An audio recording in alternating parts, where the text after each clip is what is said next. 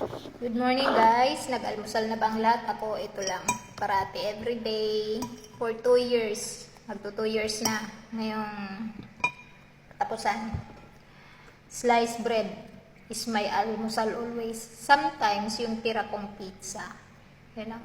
Pero sometimes lalo na pag ako, na-stress, kaya na ako nag-aalmusal.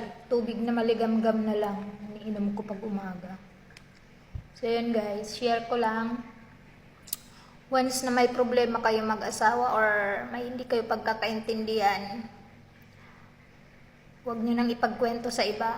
O kailangan din natin ng may mapagsabihan kasi minsan kailangan natin ng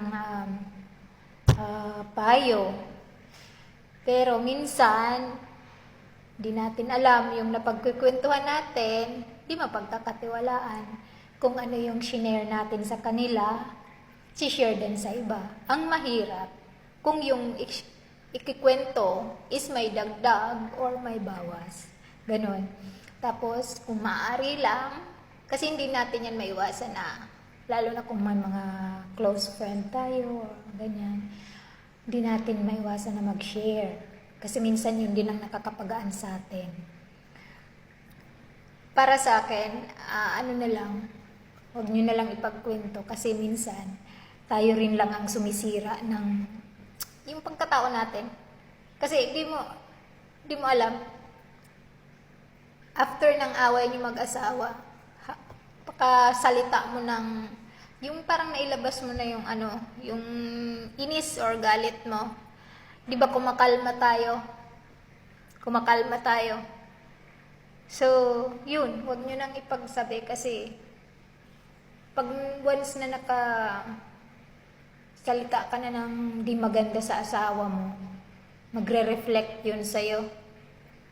Kasi magkakabati kayo, tapos buti na lang kung yun napagkwentuhan mo, malawak din yung pangunawa. Paano kung hindi? Kasi minsan may mga tao na, kunyari, concerned, natutuwa na sila yung sinisharean mo ng ganito, ganyan.